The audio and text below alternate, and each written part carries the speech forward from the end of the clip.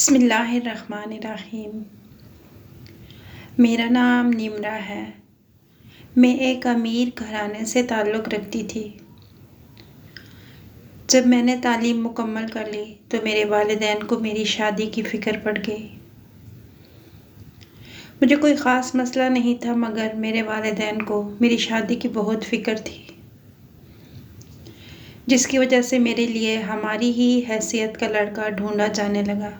मैं अपने वालिदैन की इकलौती औलाद थी।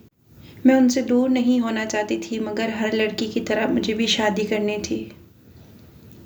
रिश्ते वाली मासी जिस भी लड़के को घर लेके आती, मेरे वालिदैन कुछ न कुछ कहकर उसे रिजेक्ट कर देते।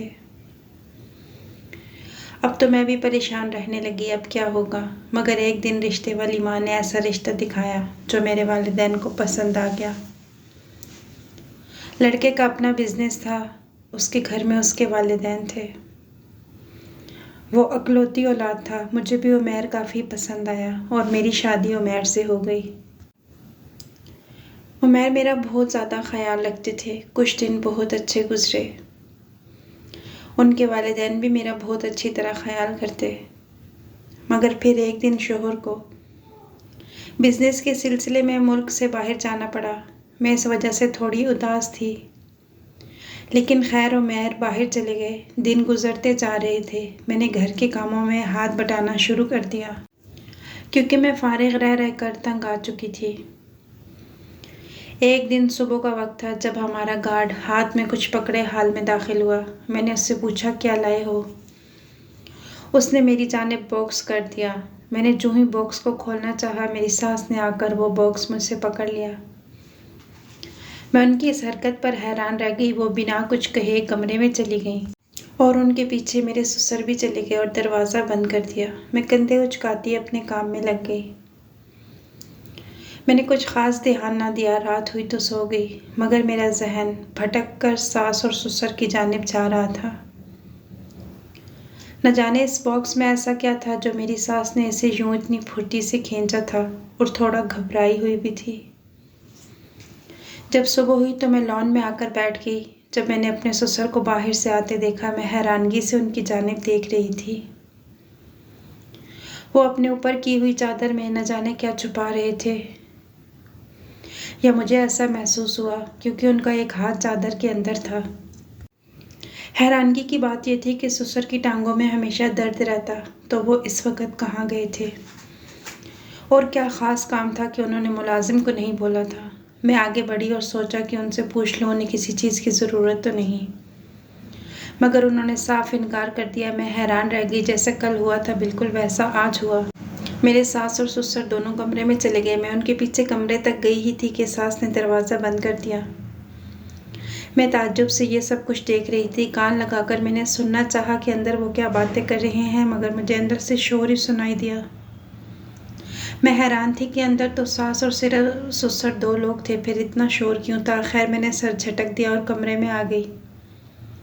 ऐसे ही दिन गुजरते जा रहे थे। मेरे ससुर यूं रोज़ ही सुबह सुबह न जाने कहाँ से घर आते। ऐसा मालूम होता कि उनके हाथ में भी कुछ है जो वो मुझे हरगिज़ दिखाना नहीं चाहते थे, मगर मेरे अंदर तजस्सुस जागा था कि मैं इसे जान सकूं।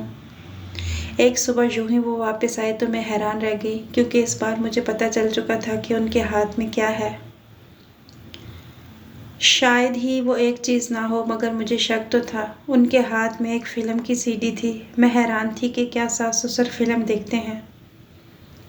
इन्हीं सोचों में गुम मैंने एक दिन फ़ैसला किया कि ज़रूर पता करूँगी सास और ससुर क्या देखते हैं।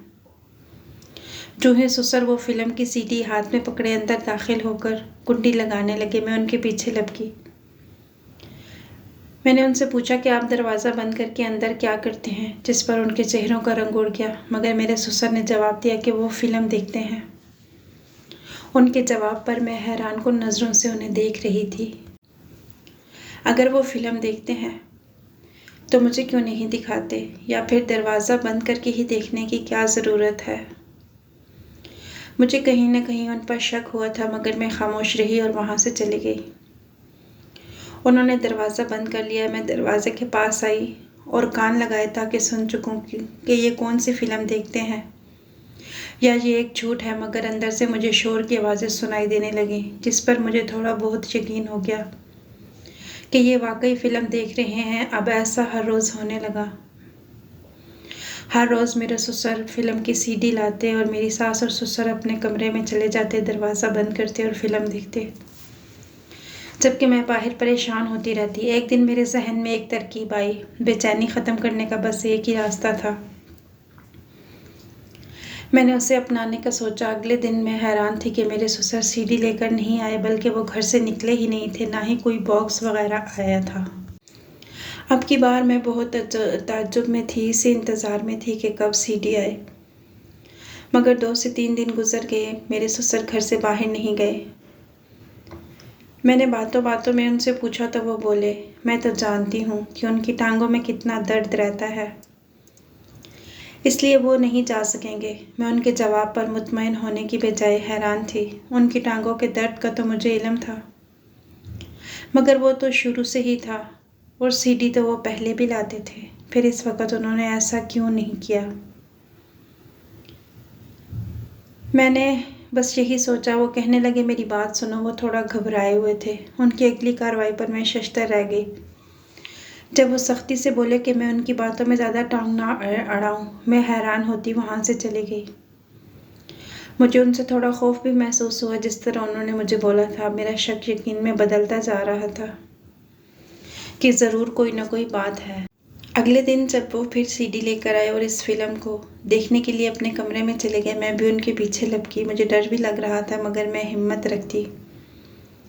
सास ससुर के पास पहुंची, उनसे बोला, मुझे भी ये फ़िल्म देखनी है। दरअसल मैंने 2-3 दिन से यही सोचा था कि मैं भी फ़िल्म देख लूँगी तो जो शक है वो दूर हो जाएगा। मगर ससुर की बात सुनकर मैं दंग रह गई। उन्होंने मुझे ये कहकर मना कर दिया कि मैं ये फ़िल्म नहीं देख सकती। मैंने हैरत से उनसे वजह पूछी कि आखिर मैं ये फ़िल्म क्यों नहीं देख सकती, जिस पर उन्होंने मुझे कहा कि ये हमारे ज़माने की फ़िल्म है, इसलिए तुम उसे नहीं देख सकोगी। इतना कहकर उन्होंने दरवाज़ा बंद कर लिया। अब मैं बाहर खड़ी सोच में डूबी थी कि ये क्या बात हुई। भला आखिर इनके ज़माने की फ़िल्म अगर मैं देखना चाहती थी तो मुझे क्यों रोक रहे थे? मैं बाहर बैठ गई। थोड़ी देर के बाद सास और ससुर बाहर निकल आए। मैंने भी उनसे कुछ कहने का इरादा तर्क कर दिया कि कहीं ऐसा ना हो उन्हें मुझ पर शक हो जाए, इसलिए मैं खामोश रही। ससुर के चेहरे पर मुझे थोड़ी परेशानी भी नज़र आई। मैं सोच में गुम हो गई थी। दिन गुजर गया, मगर मेरे सवालों के जवाब मुझे नहीं मिल सके। रात हो गई। मैं अपने कमरे में सोने के लिए लेट गई। मेरी सास और ससुर भी अपने कमरे में चले गए। रात का आखिरी पहर था जब मेरी आंख खुल गई। मुझे अपने कमरे में घुटन का एहसास हुआ तो मैं बाहर निकल आई। जो ही हाल में दाखिल हुई तो मैं दंग रह गई कि 2 लोगों को मैंने मेन दरवाजे के बाहर देखा था, जिन्हें देखकर मैं हैरान रह गई। आखिर वो कौन थे? मेरा दिल किया कि मैं अंदर चली जाऊं, मगर हिम्मत करती बाहर गई। मैंने सोचा कि मैं देखूं आखिर वो कौन लोग हैं, मगर उनके चेहरों पर चादर थी, जिसकी वजह से मैं उन्हें ना देख सकी। अचानक मेरी आंखों के सामने अंधेरा छा गया। घबराते दिल के साथ मैं वहीं ज़मीन बोस हो गई। मुझे इल्म ना हो सका कि वो 2 शख्स कौन थे और हमारे घर में क्या कर रहे थे। जब सुबह मेरी आंख खुली तो मैं अपने कमरे में मौजूद थी। मुझे अपने सर में बहुत दर्द महसूस हो रहा था। मैंने सोचा मैं कमरे में कैसे आई। फिर मुझे रात वाला मंजर याद आया तो मैं बाहर की जानिब भागी, जहाँ मेरे सास और ससुर बैठे थे। उन्होंने मुझे देखकर फ़ौरन बिठाया। मैंने उन्हें रात वाली पूरी बात बता दी कि कैसे मैंने 2 लोगों को देखा था। मैं बहुत परेशान थी। उनकी बात सुनकर मैं थोड़ा शर्मिंदा हो गई जब मेरी सास ने मुझे कहा कि मैं उन्हें बुला लेती अगर ऐसी कोई बात थी, मगर मेरे जहन में यह सोच उस वक़्त आई नहीं थी। सास के कमरे का दरवाज़ा बंद था, इसलिए मेरा ध्यान ही नहीं गया। लेकिन ससुर की बात सुनकर मैं मज़ीद हैरान रह गई जब उन्होंने मुझसे कहा कि ये सिर्फ़ मेरा वहम होगा। मैंने परेशानी से उनकी जानिब देखा और उन्हें समझाने की कोशिश की कि वो मेरा वहम नहीं था। उनकी अगली हरकत पर मैं दम रह गई जब उन्होंने गार्ड को बुलाया और उससे पूछा, कल रात यहाँ 2 आदमी आए थे, दरवाज़ा खोला था क्या? वो कहने लगा, नहीं। मैं हैरानगी से उसे देखने लगी। वो कहने लगा, मैं सारी रात ड्यूटी पर जाग रहा था, कोई भी घर में दाखिल नहीं हुआ। अगर ऐसा होता तो उसे ज़रूर पता चल जाना था। दूसरे 2 गार्ड्स का भी यही कहना था। मैं बिल्कुल परेशान हो चुकी थी। अब तो मुझे ऐसे लगता था जैसे मैं पागल हो जाऊंगी। मैंने समझाने की बहुत कोशिश की, मगर मेरी सास ने मुझे पुरसकून किया कि शायद मैं कुछ दिन से सही खा पी नहीं रही, इसलिए कमज़ोरी की वजह से ऐसा हो गया है। उनकी बात पर मैं खामोश हो गई। मेरा सारा दिन सोचों में गुजर गया। अब मुझे भी यही लगता था, शायद ये मेरा वहम है। कभी मुझे लगता कि वाकई वहाँ पर मैंने किसी को देखा था और उनमें से किसी एक शख्स ने मुझे बेहोश किया था। क्या सच था, क्या झूठ, मेरी समझ से बाहर था। रात के 8 बज रहे थे जब मैंने ससुर को बाहर जाते देखा तो मैं हैरान रह गई। मैं बगैर कुछ भी सोचे समझे उनके पीछे लग गई कि शायद मुझे कुछ पता चल सके, शायद मैं जान सकूं कि ये फिल्म का राज क्या है जो वो अकेले कमरे में बंद होकर देखते हैं। गाड़ी होने के बावजूद वो पैदल चल रहे थे। मैं चोरी चोरी उनके पीछे जा रही थी। आखिरकार वो एक दुकान के पास रुक गए और उसमें दाखिल हो गए। वो सीडी वाली दुकान थी। 10 मिनट बाद वो इस दुकान से निकले। जो ही निकले मैं हैरत से उन्हें देखने लगी। उनके हाथ में वाकई एक सीडी थी। उनके जाते ही मैं दुकान में गई। मैं पूरी तरह से शक के दायरे से बाहर आना चाहती थी, इसलिए मैंने दुकानदार से कुछ पूछना चाहा, मगर फिर कुछ सोच कर चुप हो गई और सीडी खरीद कर वापस आ गई। घर आते ही सास ससुर का कमरा बंद पाया। मैं रुक गई थी दुकानदार से सवाल करने के लिए, लेकिन क्या पता वो मेरे ससुर को ही ना बता देते, जिसकी वजह से मुझे मुश्किल पेश आ सकती थी। इसलिए मैंने उस दुकानदार से कुछ नहीं पूछा। मुझे जो करना था खुद ही करना था। अगले दिन दोपहर को ससुर वो सीडी ले आए। मेरे दिमाग में अचानक एक बात आई जो मैंने नोट की थी।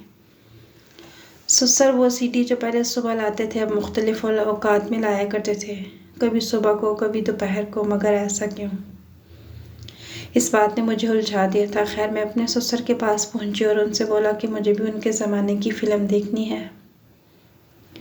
चाहे वो फ़िल्म कैसी भी हो, मुझे ज़रूर देखनी है। जिस पर ससुर ने मुझे घूरा और मुझे बेहद सख्ती से मना किया कि मैं वो फ़िल्म नहीं देख सकती। वो फ़िल्म हम अधूरी नहीं छोड़ते। ससुर ये कहकर खुद कमरे में बंद हो गए जहाँ सास पहले से मौजूद थी, मगर मुझे तो ये चक्कर समझ ही नहीं आ रहा था। खैर, मुझे फ़ोन आया। मैंने जो ही कॉल सुनी तो मैं हैरानगी के साथ खुश हो गई। मेरे शोहर परसों घर वापस आ रहे थे। मैंने फ़िल्म की जानिब से सर झटका और ख़ुद को तैयारियों में मसरूफ़ कर दिया। शायद मैं बहुत ज़्यादा सोच रही थी। वैसे भी जिस कदर ससुर गुस्से में थे, क्या पता वो मेरे साथ क्या करते। बेहतर था कि मैं इस मामले से दूर रहूं। मैंने यही सोचा। रात का वक्त था। मैं बाहर बैठी थी जब ससुर अचानक बाहर निकले। फ़ौरन कुर्सियों से मैं उठी और एक दरख्त की ओट में छुप गई। ससुर ने मुझे नहीं देखा। वो फ़ोन पर चिल्लाकर किसी से बात कर रहे थे और साथ में इधर उधर देख रहे थे। हैरानगी से मैं उनकी जानिब देख रही थी। उस दरख्त से निकलकर मैं थोड़ा करीब वाले दरख्त की ओट में छुप गई ताकि ससुर जो बातें कर रहे थे वो मुझे साफ सुनाई दे सकें। और फिर ऐसा ही हुआ। ससुर ने जो ही बोलना शुरू किया, मुझे लगा कि मैंने गलत सुना है। ससुर की बात सुनकर जैसे मुझ पर आसमान गिरने वाला था। मैं हैरत से उनकी बातें सुन रही थी। मेरा उन पर जो शक था वो यकीन में बदल गया था। वो अंदर चले गए, मैं भी अंदर चली गई, मगर मेरे जहन में उनकी बातें घूम रही थी जो मुझे परेशान कर रही थी। अगले दिन भी ऐसा ही हुआ। आधी सच्चाई का तो मुझे इल्म हो गया था, मगर सारा सच जानने के लिए मुझे ये जानना था कि सास और ससुर कमरे में क्या करते हैं। उस फिल्म में ऐसा क्या है जो वो मुझे देखने से मना करते हैं। वो भी इतने सख्त तरीके थे। मुझे ये जानना था। इतना तो मुझे पता चल चुका था कि ससुर मुझे खुद ये सब नहीं बताएंगे। अब इस काम को मुझे खुद ही सर अंजाम देना था। ससुर सीडी ले आए, मगर इस बार मैंने कोई जिद नहीं की। वो मुझे देखकर अंदर कमरे में चले गए। मैं आराम से हाल में बैठी रही। मैं नहीं चाहती थी जो अमल मैंने सोचा है इस वजह से उन्हें मुझ पर शक हो जाए। आखिर मैं भी उस राज के बारे में पता करना चाहती थी, इसलिए मेरा खामोश रहना बहुत ज़रूरी था। मैं अपने कमरे में जाने की तैयारियां करने लगी। कल मेरे शोहर ने आना था। मैं मुख्तलिफ मुलाजमीन को हिदायत देने लगी और मुकम्मल ध्यान काम की जानिब कर लिया। बस इंतज़ार था तो कल के दिन का, ताकि इस रात से पर्दा उठाया जा सके। आखिरकार इंतज़ार ख़त्म हो गया। कल का दिन आ गया। मैं शिद्दत से ससुर के सीडी ले आने का इंतज़ार करने लगी। मेरी सास लॉन में बैठी थी। मैं मुलाजमीन को देखने का बहाना करके उठकर अंदर की जानिब आ गई। मुझे पता था कुछ ही देर में मेरे ससुर सीडी लेकर आ जाएंगे। तभी मैं अपने सोचे फैसले के मुताबिक सास ससुर के कमरे में छुप गई कि आखिर पता लग जाएगा कि वो क्या फ़िल्म देखते हैं जो वो मुझसे छुपा रहे थे। मेरे शोहर के आने में थोड़ा वक्त बाकी था, मगर मुझे उनके आने से पहले इन सब बातों के बारे में पता करना था। यही सब सोचकर मैं उनके कमरे में छुपी थी। आखिर मेरे सास ससुर सीडी लेकर आए और फिल्म शुरू हो गई। मैं ध्यान से उसे देख रही थी। जैसे जैसे मैं देख रही थी, शर्म के मारे पानी पानी हो रही थी। हैरान थी मैं बहुत ज़्यादा। आखिर आधे घंटे के बाद वो फ़िल्म ख़त्म हो गई। मैं गम की हालत में वहीं बैठी थी। मुझे नहीं पता था कि अगर सास ससुर को मेरे यहाँ होने का पता चल गया तो वो मेरे साथ क्या करेंगे। मैं अपने प्लान का इंतज़ार करने लगी। 5 मिनट ही गुजरे थे जब उनके दरवाजे पर दस्तक हुई। उन्होंने जो ही दरवाज़ा खोला तो वो दंग रह गए। मैं भी फ़ौरन उठकर बाहर की जानिब लपकी। मुझे अपने कमरे से बाहर आता देखकर वो मज़ीद हैरत में पड़ गए। सास और ससुर को इल्म हो चुका था कि मुझे सब कुछ पता चल चुका है। तभी वो मुझे गुस्से से घूरने लगे। मैं उनसे बोली कि वो खुद अपनी कहानी बयान करेंगे या मैं उनकी कहानी बयान करूं। मेरी बात पर वो हैरत में थे, मगर मेरे साथ खड़ी पुलिस की ज़रा सख्ती बरतने पर वो राज़ी हो गए। मेरे शोहर भी आ चुके थे। वो भी हैरान थे जब मेरे ससुर ने बोलना शुरू किया। कहने लगे, हमने ये सब कुछ किया है। हमारा एक गैंग है और हम एक गैंग के लीडर थे। हमारे साथ 2 और आदमी हैं। हम कई सालों से ये काम करते हैं। हमारा काम लड़कियों को अगवा करने का है। जैसे कई लड़कियों को हम बाहर के मुल्क भेज देते हैं, उनमें से कुछ को भीख मंगवाते हैं या कुछ के हाथ पांव तोड़ देते हैं। उनमें से कई लड़कियों को ज़बरदस्ती हम गलत कामों में लगाते हैं या फिर उनके जिस्म में ड्रग्स वगैरह भरकर उन्हें स्मगल करते हैं। हमारा पूरा एक गैंग था। हम ये काम काफ़ी सालों से कर रहे थे और अब तो हमारे कदम अच्छी तरह से यहाँ जम चुके थे, इसलिए हमें कोई पकड़ नहीं पाया। हमारा रोज़ का काम कैसा जा रहा है, इसको देखने के लिए हम सीडी दुकान से ख़रीदते और अगर उसमें कोई गलती होती तो हम कॉल करके बता देते ताकि हमें कोई ट्रैप ना कर पाए। ये सारी दौलत हमने ऐसे ही बनाई है। पता नहीं इस लड़की को कैसे इल्म हो गया। मैं तो पहले ही इसे मरवा देना चाहता था, मगर इससे पहले ये हम तक पहुंच गई। ससुर मुझे गुस्से से घूरते हुए बोले, जिस पर मैं हैरान थी। मेरे शोहर भी हैरानगी से खड़े थे। उन्होंने कभी सोचा भी नहीं था कि कई सालों से वो इस तरह की ज़िंदगी गुजार रहे थे। इस रात इन्हीं सब बातों को करते मैंने अपने ससुर को सुना था और उन 2 आदमियों को देखना मेरा कोई वहम नहीं था, बल्कि वहाँ एक मेरा ससुर और दूसरा उन्हीं के साथ मिला कोई शख्स था। गार्ड को भी ससुर ने अपने साथ मिला लिया था और सीडी वाला भी इनके साथ मिला हुआ था। वो वक्त बदलते रहते थे ताकि किसी को शक ना हो। मेरा शोहर काफ़ी शर्मिंदा और परेशान था। पुलिस मेरे सास ससुर को ले गई। उनके ज़रिए पूरे गैंग को गिरफ़्तार कर लिया गया। कितनी अजीब बात थी। हमने वो घर छोड़ दिया। मैं पढ़ी लिखी थी, मैंने जॉब की। मेरे शोहर ने हराम का सारा पैसा एक ट्रस्ट को दे दिया। हमने मिलकर जॉब की। आज बहुत बड़ा ना सही, मगर सालों बाद हमारा एक छोटा सा कारोबार है, हलाल की कमाई, जिसे मेरे शोहर आगे लेकर जा रहे हैं। मैं बहुत खुश हूँ कि मेरे शोहर जल्द संभल गए, मगर हर लड़की को मैं यही कहना चाहूँगी कि माँ बाप की दहलीज को छोड़कर मत जाएं। वो लोग जो आपका साथ देने का दावा करते हैं, आप नहीं जानते वो असल में आपका दुश्मन है। अगर वो आपको चाहते होते तो वालिदैन के सामने लेकर जाते, ना कि चोरी छुपे। आपको घर से भागने का जो कोई मशवरा दे तो वो आपको दुश्मन है। हर चमकती चीज़ सोना नहीं होती। वीडियो पसंद आई तो लाइक कीजिएगा। मज़ीद ऐसी अच्छी वीडियोस देखने के लिए हमारे चैनल को सब्सक्राइब कीजिएगा। अगली वीडियो तक के लिए अल्लाह हाफिज़।